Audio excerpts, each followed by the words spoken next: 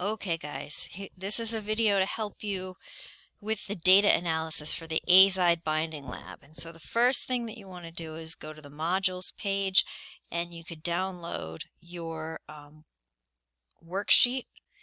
And as I started to make this video, I found that the original file was incorrect because it was just the worksheet and it wasn't the file with the instructions as well, in addition to the worksheet. So this could be why you guys have been having difficulty with this, because you need the instructions. And anyway, this is the instruction file. So we have that. And what else do you need? You need to download the Excel spreadsheet for the data analysis. And we're going to open that and we're going to follow the worksheet. I'm going to put the worksheet and the Excel file side by side. So the goals for this exercise include help with analyzing the data that you got in lab for the azide binding lab and the protein purification, not the protein purification, the protein quantitation lab. All right, so again, if you did not perform the lab in person, that's okay. You can get yourself a fake data set. And the fake data set can be found on Canvas. So let's go back to Canvas and we'll pull a fake data set. So I'm going to pull a fake data set from the Tuesday morning lab. And everybody's data is labeled, right? Everybody has an assigned set of data that they would have gotten from the lab, and this was designed so that it matches the tables that were on the protocols for the lab. So I am going to select a data set, and so I got myself a fake data set. All right. Part 1, method of data analysis used here. Right, this is, I did a lot of spectral change studies as a graduate student to determine binding constants, and so I'm reproducing that method here with you for the sodium azide binding constant determination. So it tells you calculate the amount of sodium azide added after each addition. Open the Excel workbook provided to you, fill in the gaps in column E for the running total of volume of azide present in the cuvette. So if we look at column E on our spreadsheet, and we have the running total of added azide by concentration of stock. And so here we have the amount that was accumulated in the cuvette. So we have to look also at this column. Column E is a summation of, right, column C over here. And if we look and we say, okay, so there was 0, 0, 2, 2, 3. Oh, 2 plus 3 gives us 5. And then we have 5 plus we added another 5, so now we're up to 10. And then we're going to add another 10, so now that brings us to 20. See where I'm going with this? Now this needs to be done by concentration of stock. And the reason that it has to be done by concentration of stock is because we need to account for the total concentration of azide added to the cuvette. And because we were working with, we had a 1 millimolar, we had a 10 millimolar, and we had 100 millimolar azide stocks, right? So you can see this is over here. They're listed out, the azide stock in millimolar. We have to account for the concentration of stock that we used. And so now we're going to start with the 10 millimolar stock of azide, and we're going to just count, right? So 2, 2. 2 plus 3 is 5. 5 plus another 3 is 8. 5, or I should say 8 plus 5 is 13. Plus 5 is 18. Plus 10 is 28. And then we have 2 plus 5 is 7. So let me enter those numbers, like type them into the spreadsheet. These columns, right, where I have listed here, this column will update as you complete the values in the column at the left in column E.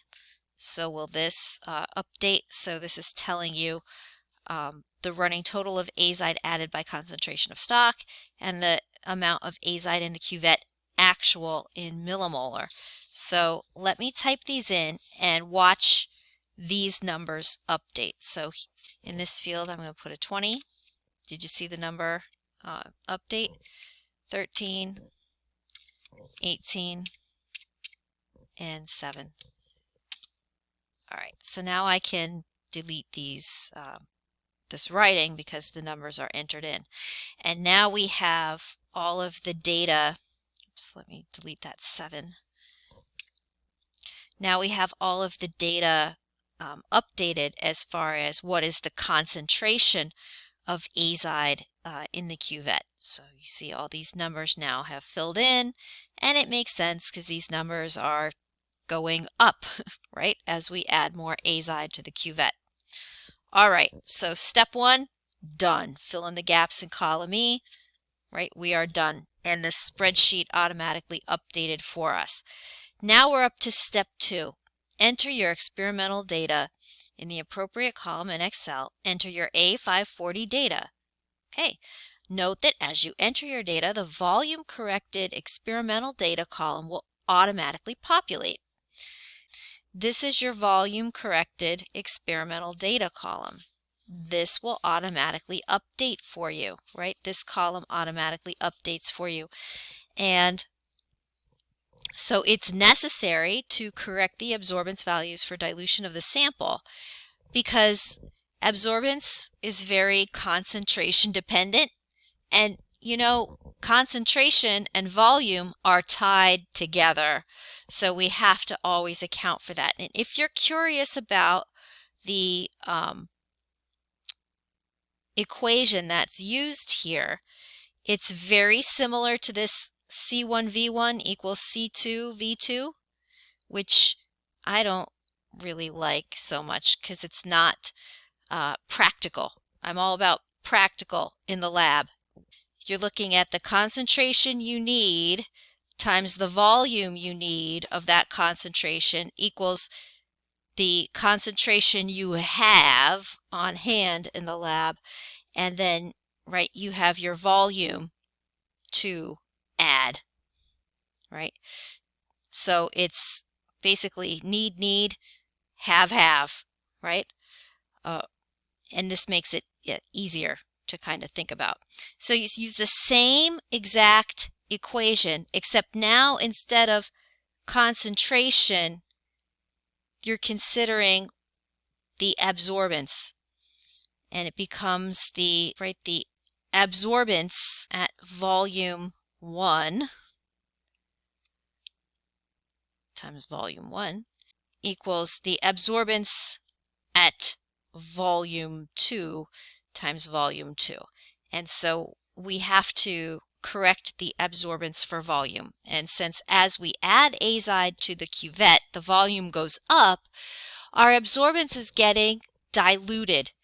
And so if we volume correct our absorbance reading, the absorbance will increase. And anyway, let's enter our experimental data. And, well, there's my experimental data. You could type it in, you could copy paste it in, it doesn't matter. But this is in column A is where you enter your experimental data. This is in column A. All right. And I know I'm going quickly, but you can pause the video and rewatch it as you need.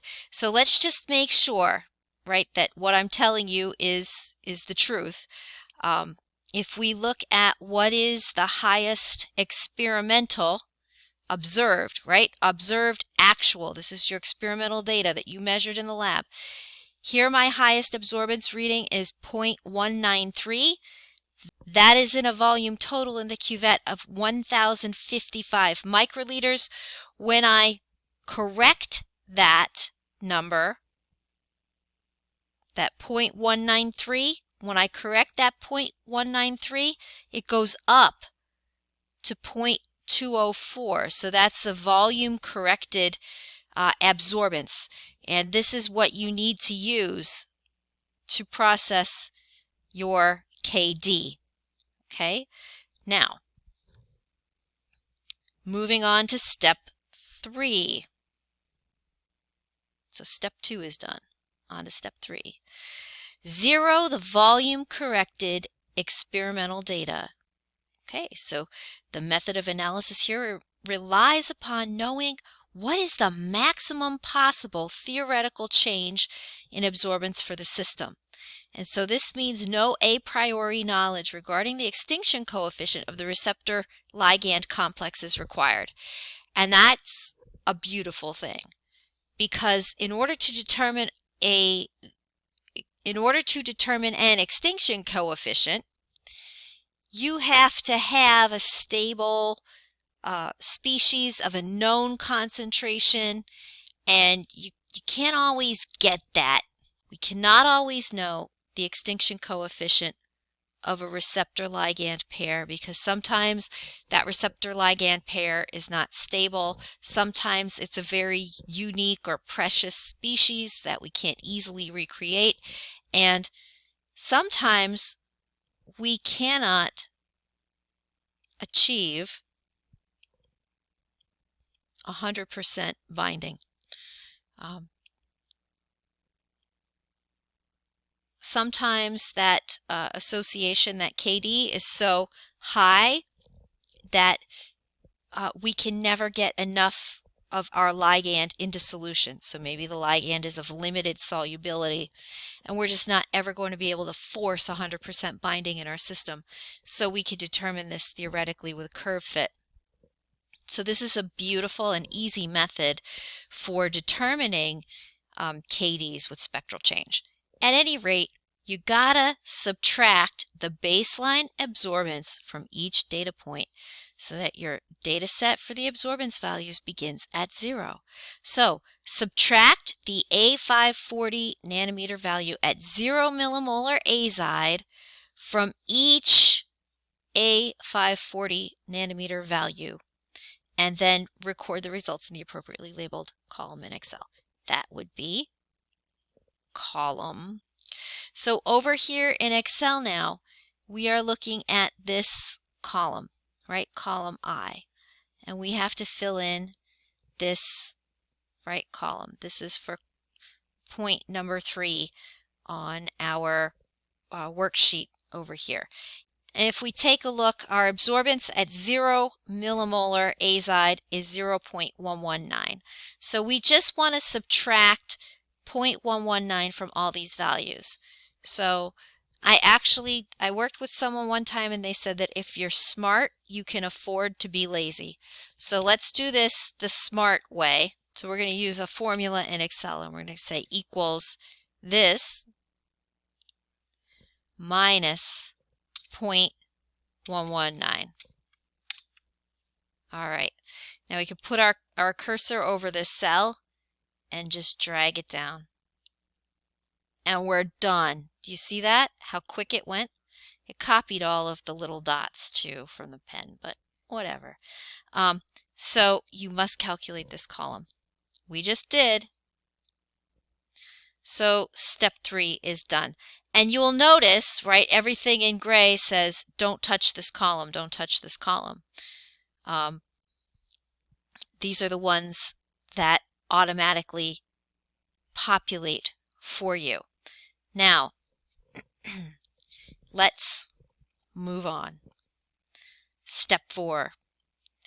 Determine the maximum theoretical spectral change. So now we got to do some curve fitting. In order to determine the fraction bound, right, which is going to be your RL over R asymptote, which in our case is going to be myoglobin azide divided by myoglobin total, you must calculate the maximum theoretical absorbance for complete loading of all myoglobin proteins in the sample with azide. The maximum possible A540 would be observed when 100% of the myoglobin in the cuvette is complex with azide. This value can be determined by fitting your experimental data to a hyperbolic function where KD and maximum A540 are fit. Right? And so anyway, now we just have to follow these points. So we have to make sure that the solver add-in is currently enabled. So let me expand the ribbon. And if we look under data, I have solver enabled. But if you don't, right? So solver would be found under data, solver. And if you don't see it, follow these instructions in Word. Go to File, Options,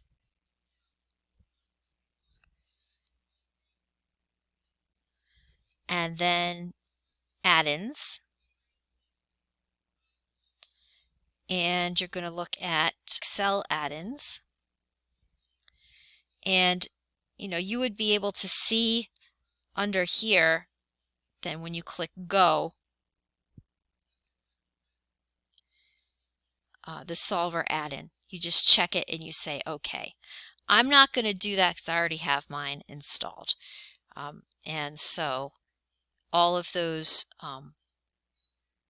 instructions for adding solver are over here. So we need to put in some information for the starting KD, right, and delta A540 nanometer max. So I'm going to put in a 0.1, and it says for the A540 max, use the cell in I18. So we're going to go to I, right, I18, 0.085. 0.085. Whoops. 0.085. There we go. I'm using those as my starting points. So the graph is going to automatically update for you as you do this, and my data, or your data, is going to be on the blue line, and then the dashed line is your fit data. So this is your theoretical calculated, observed, zeroed, experimental. And you'll watch this these two lines converge. So this is the lab data, and this is the fit line. And you're going to see hopefully your lines converge. We're going to do the solver thing now. So on the main tool ribbon, select Data Solver. Data Solver. All right. In the Set Objective box, select cell N6. So N6 is already selected, but if it wasn't, I could click this button and go to my spreadsheet and click on N6. That's cell N6, right? Okay, got that. Now, in the by changing variable cell box, select cells J1, J2. So by changing variable cells, J1, J2. So here's J1 and J2. Got it. So, all right, and then you click Solve. So wait, before we go there, let's look at this side by side. So, there's a couple different statistical methods you can use to check fitness of an experimental data set with a theoretical data set. And one of those measures is the summation of the squares, right? The squares of the differences between the experimental and theoretical data points, and that's the method that we're using here. So we're using the summation of the square of the differences between the theoretical and the observed data. So basically, if you want, you could look at the formulas in these columns that I don't want you to change, and I can't click it because I'm changing my solver stuff over here. If you look, this column, this difference column here, is the difference between this column and this column. And right, in that case it's 0, and then over here you have to square it. You can't put a number here because it's going to screw up your summation of squared differences values. So let me make sure that I have my changing the variable cells set for J1, J2, right? And so we're telling solver to minimize this number, minimize the summation of the squared differences. That's the objective. Set the objective. We want this number to be a minimum, and we're going to try to achieve that by having solver change the values that are in here for a starting point for KD and A540 max. And so we're going to use the nonlinear regression method. So we're going to just click solve, boom, and see what happened. Then you get your solver results, and you say make sure that the keep solver solution radio button is selected and click OK. Oh yeah, and I have pictures of these down here for you. So keep the solver solution radio button is selected, and then you click OK, and the data comes back to your spreadsheet for you. And you're done, right?